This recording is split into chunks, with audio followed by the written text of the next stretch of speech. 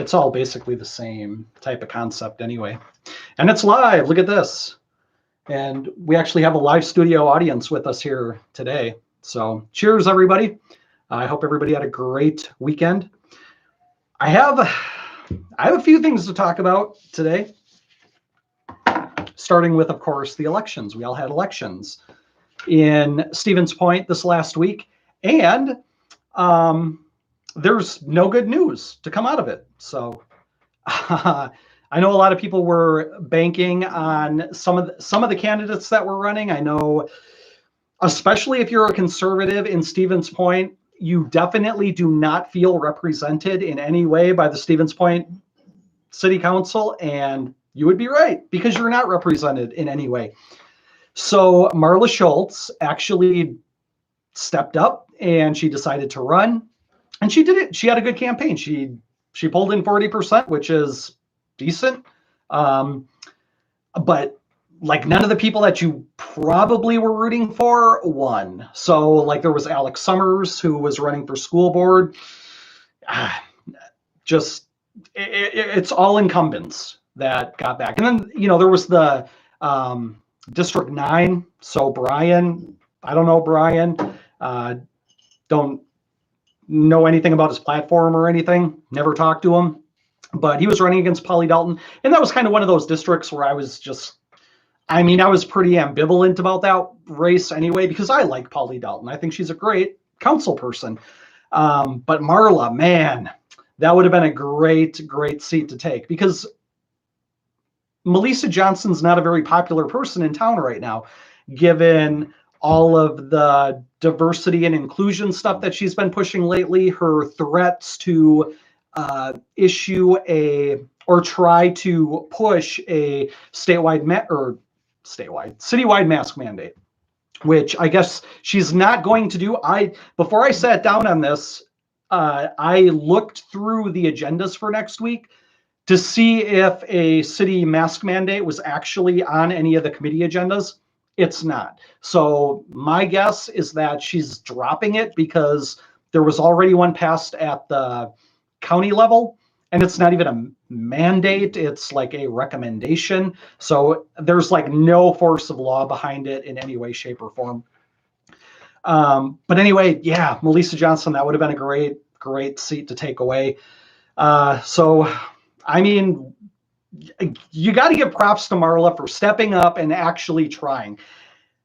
And all the people that backed her put in a lot of work, and that was really great. They were hitting doors. There was the billboard that came out.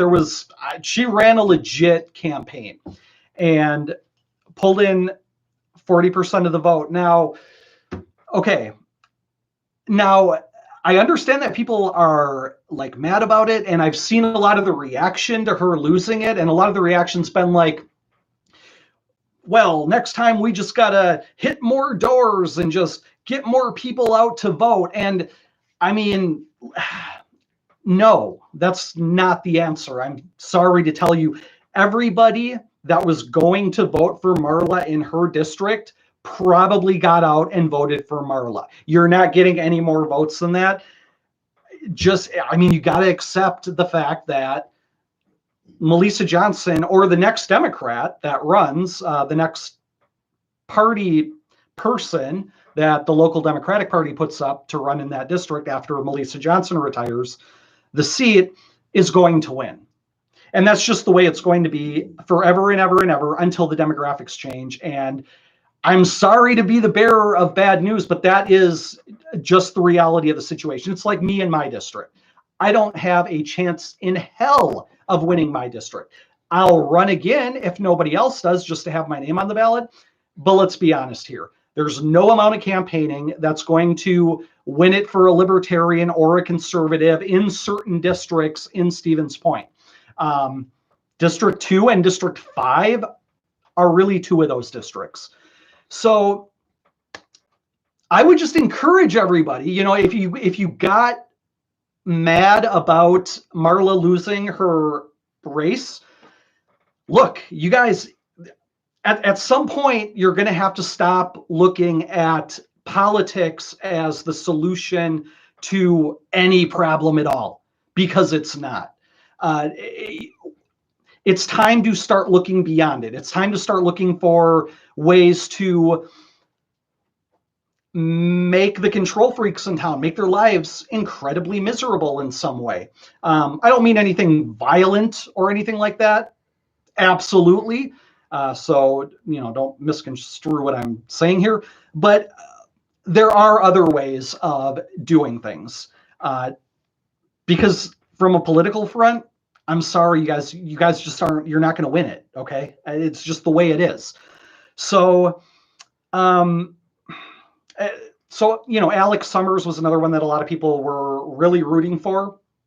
And it was a school board position. I honestly didn't, school board doesn't mean anything to me. Okay. Like let's be honest, the public education system is so far gone at this point that there's no salvaging it. Okay. It is one big steamy pile of dog shit. And there's nobody who's going to change that. And so one of the things that you can look towards as a solution, if you don't like the public education system, which I'm assuming that a lot of people that follow this live stream certainly are not big fans of it, look into things like alternative schooling methods.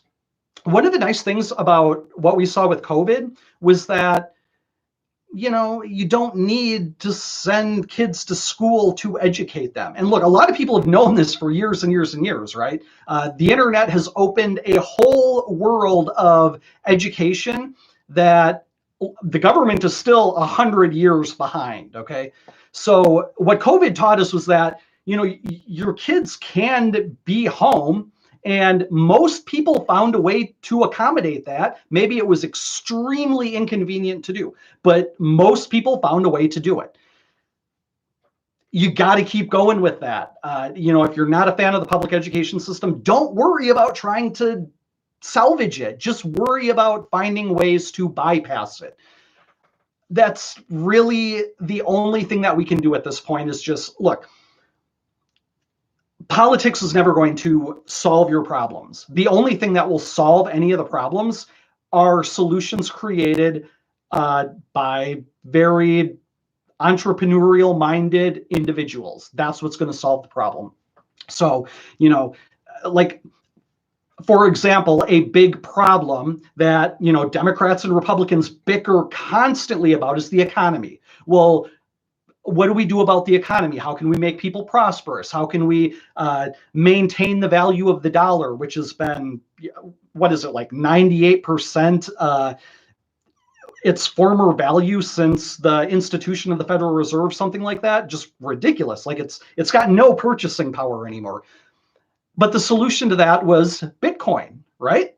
That hasn't been implemented to its full extent yet, but it will be. It will be eventually. And that is a system that completely bypasses the powers that be that control economies. So you can bypass the entire political system with education and the economy and anything else you think is a problem in your society. You can bypass the politics of the area by just brainstorming new ways of doing things, coming up with new ideas for how you can do things. That's really all you can do. If you're outnumbered, if everything is just a voting game to you and you're outnumbered, you have no chance. You have no hope. Nothing is ever going to change because the name of the game is all you got to do is get 51% of the people to, vote for you, and then that somehow legitimizes their right to control the other 49%.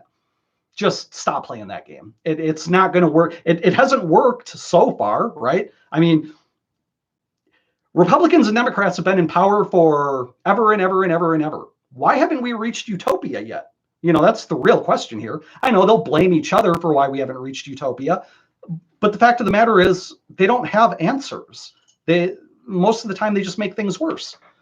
Anyway, altcoin is also great. It's just like buying into a company. Well, I mean, if nothing else, it's a good way to save money. It's a good way to just save any kind of investments that you have. It's not the end game. No. I agree. It's very likely not the end game. With Bitcoin and altcoin, there are so many things that we haven't even begun to conceive as far as using, not just the coins themselves, but just like the blockchain technology. I've seen people using it for like registering property deeds and more recently NTFs. I'm already getting off on a tangent. If you don't know what NTFs are, if you're interested, look it up. NFT, sorry, yeah. This is why we have a live studio audience who can fact check me and make sure that I'm giving you the proper information. Non-fungible tokens. Yeah, non-fungible tokens, right. So anyway, in the age of the internet, I very honestly, truly believe, and a lot of you aren't going to like what I'm about to say right now, but I've been saying this for about 10 years. And after a decade of saying this, I believe it now more than ever before. But government as a concept, as an institution within society, is 100% obsolete. You don't need any of them. You don't need them to do whatever you think that government is necessary to do, whether it's policing or dispensing justice or fixing roads or any of that. You don't need them to do any of that, believe it or not. We live in a world now where all things can be done apart from the powers that be. Everything. A lot of you aren't going to like that point because you're going to argue with me and say, no, but we need it for this or we need it for that. You know what? I'm here. We can have that debate anytime. I'd be perfectly happy to do that. But I'm going to jump into more local stuff, which includes Tesla, Visa, PayPal, all accepting, and it's inefficient also.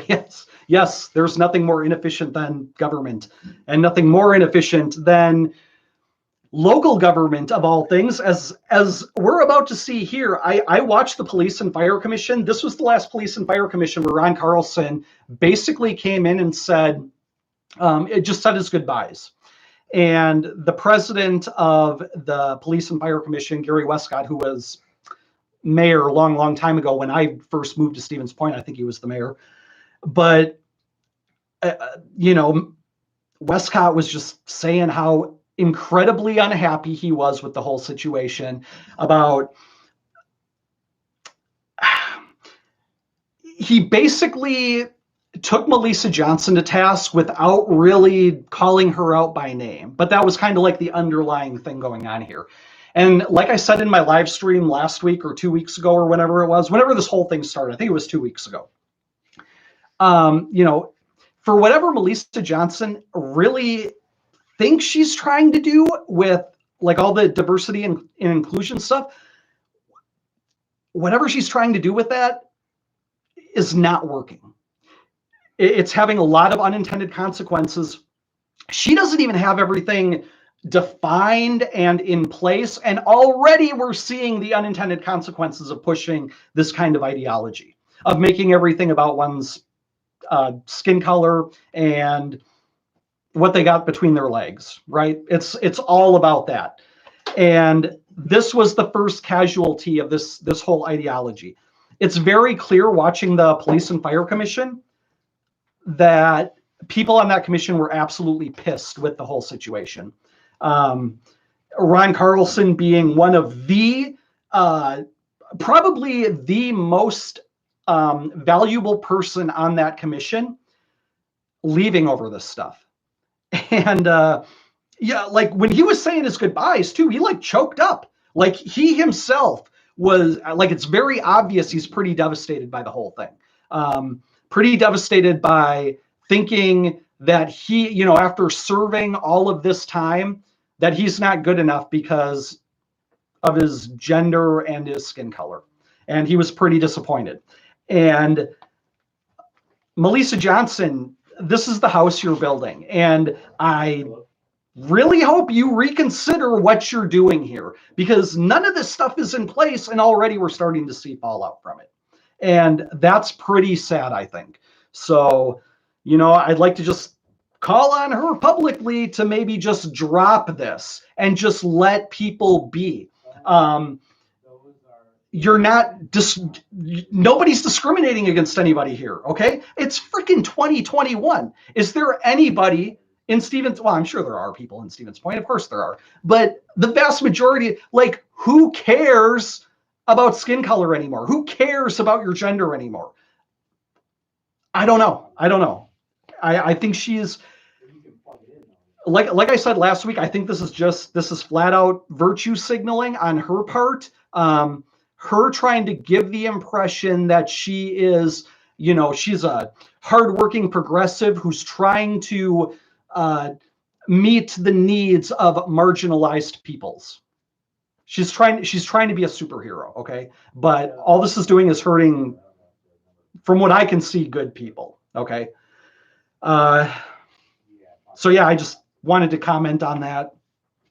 Otherwise, the only couple of commissions that took place this week, the Board of Parks Commission, like I never watch that because it just deals specifically with parks. There's not really much to talk about this. It doesn't really have anything to do with, city council infringing on your rights in some way. It's very specific to the parks. But I noticed on the agenda that they were going to talk about some COVID protocols for the municipal pool, the Cops municipal pool, and what was the other? Riverfront Rendezvous this year. So good news, Riverfront Rendezvous is going on as planned. So we're not going to miss it again this year. Thank God. It's going to go on as usual.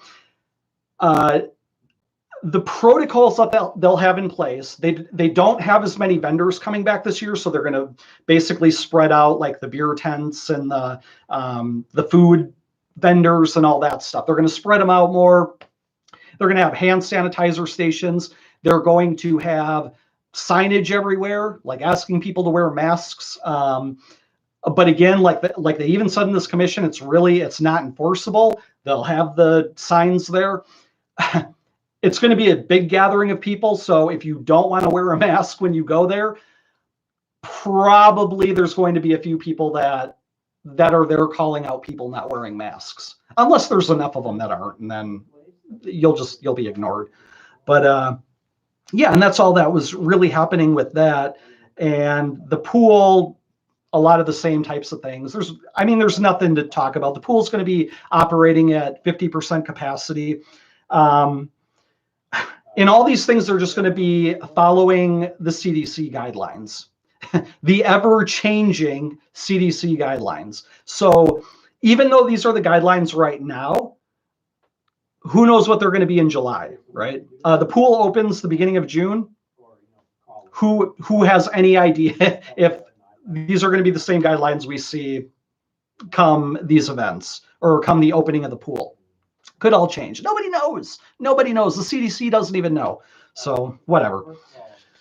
The other thing was the Planning Commission. And this is interesting because they're talking about putting a subdivision, like another subdivision out kind of behind Fleet Farm. Like, if you know where Gala Road is, or Gala Lane, I think it's road. I think it's Gala Road. It's not a lane.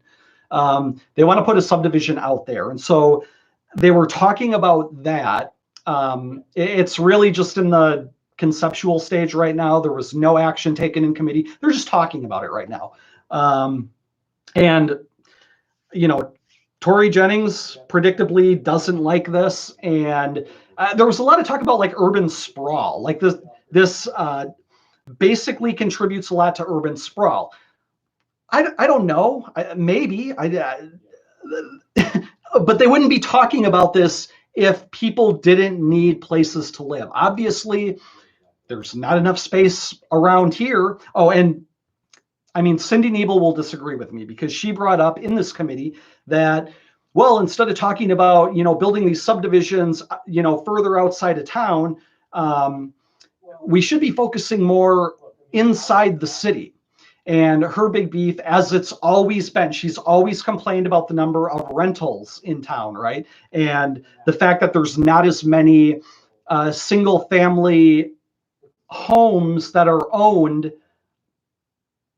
by the families. I'm trying to figure out a way to word that properly, but that are owned by the people that live in the homes, essentially. She's always complained about this. It's always been a big issue for her. And, maybe she's right about that, but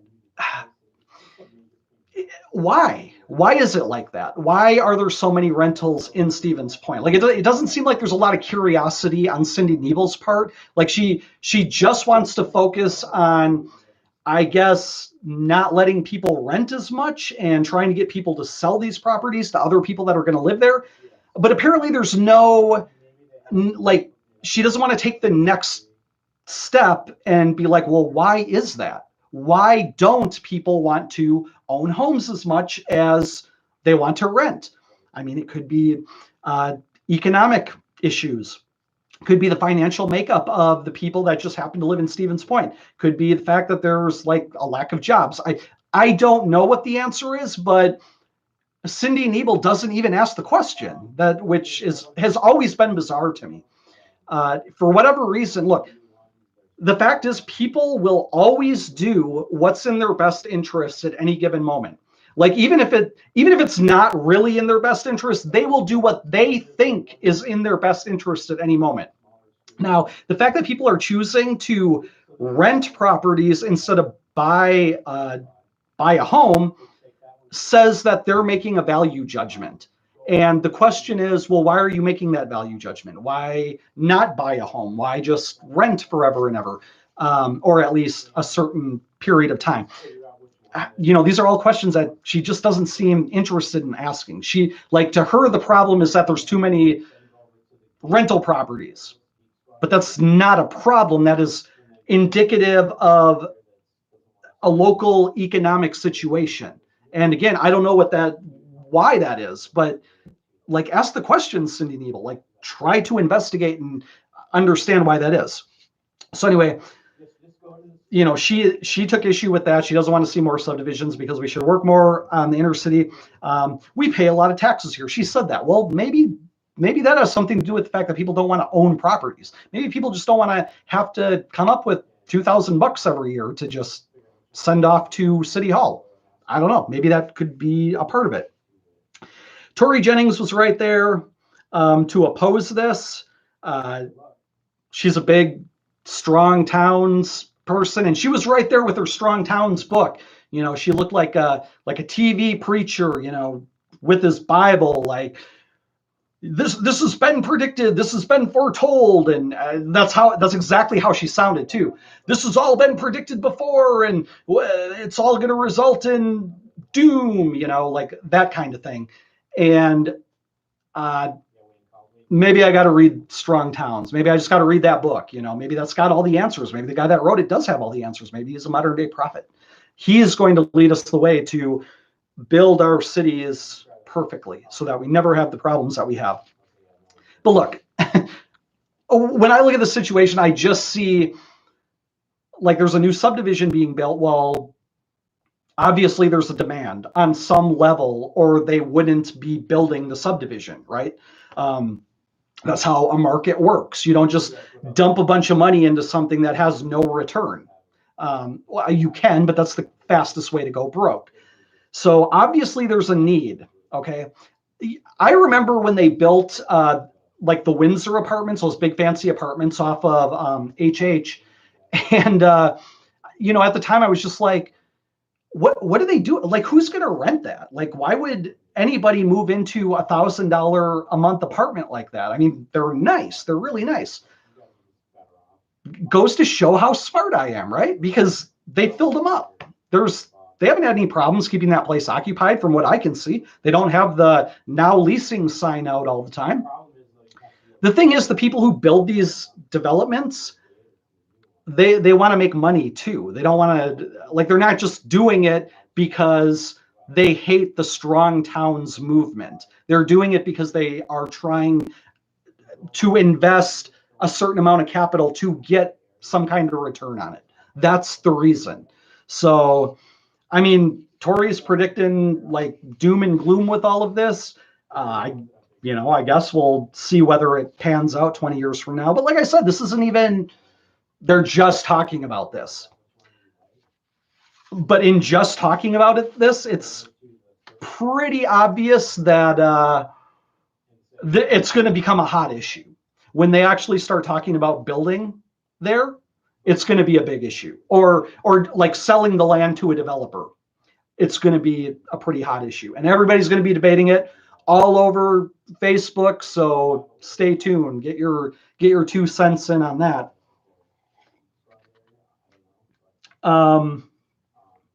Yeah, and the other thing in the Planning Commission was just they did some like code revision for the zoning code, basically to allow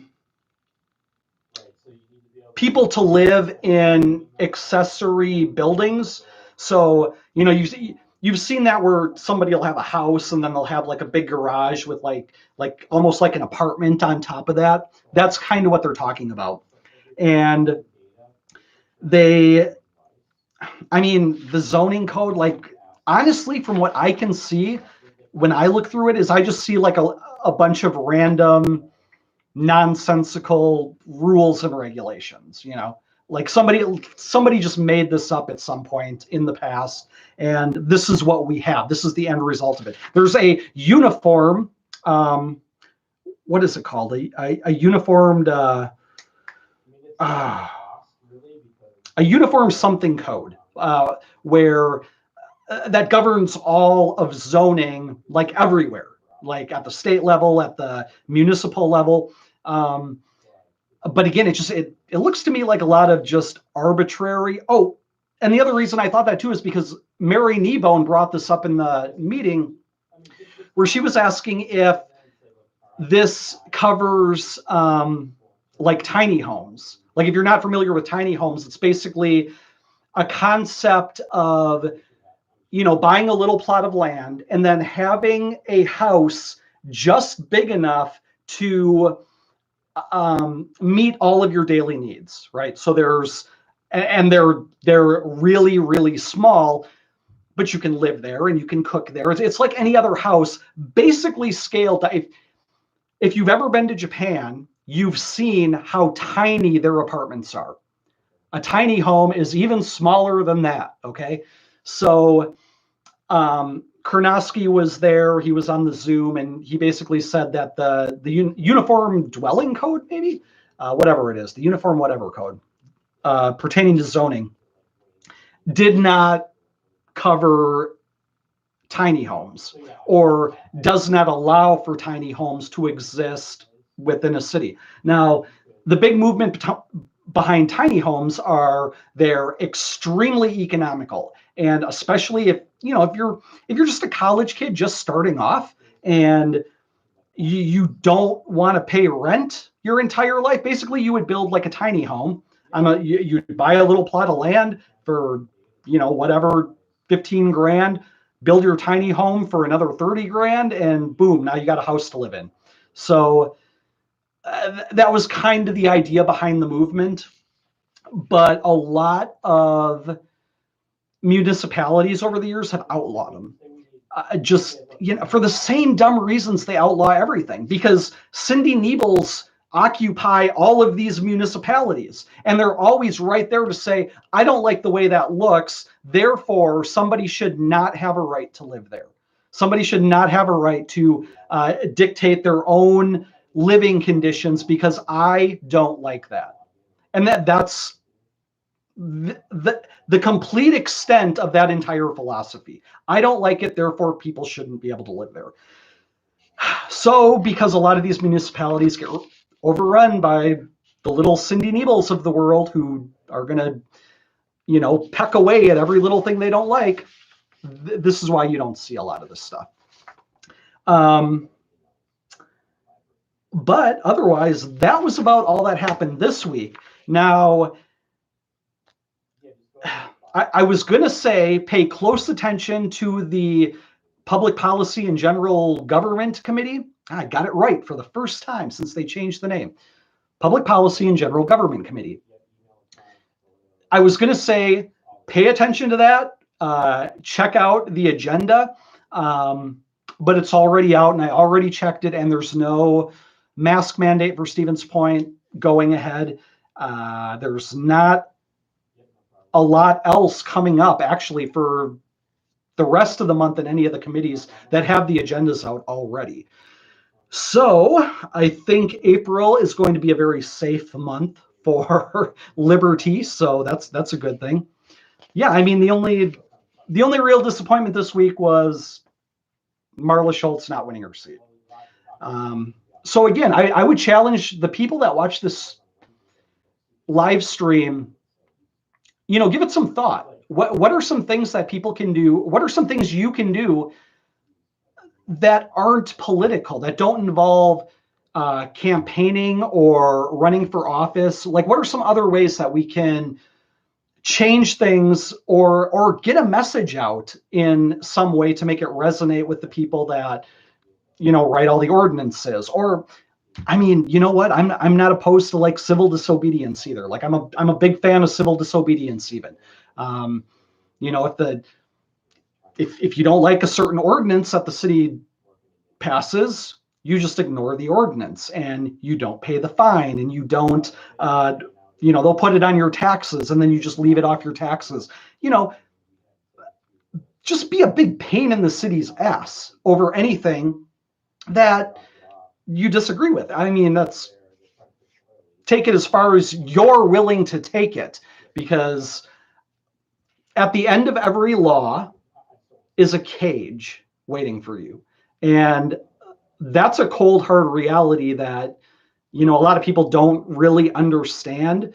And that's why I'm not a big fan of passing laws for, anything that doesn't directly violate life, liberty, or property, right?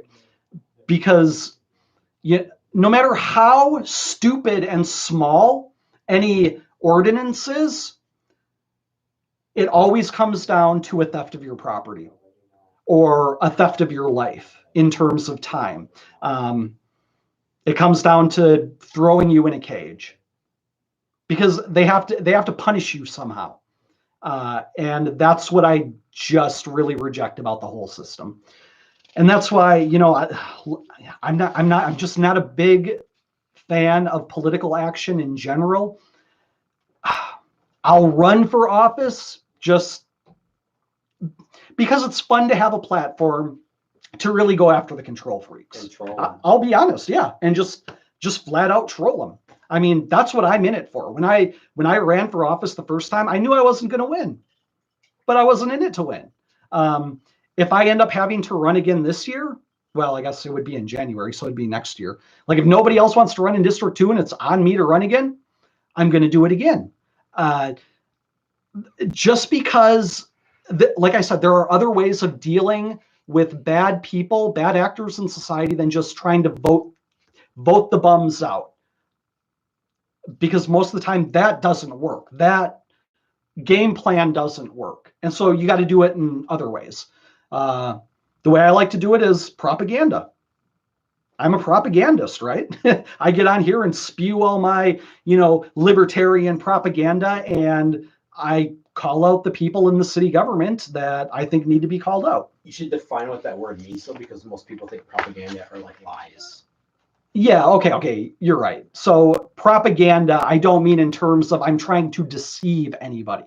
I mean it in the sense that I'm trying to market a particular idea in a way to make it palatable for people. And maybe palatable isn't even the right word, because probably I know I rub people the wrong way with a lot of the things I say. There's no doubt about that.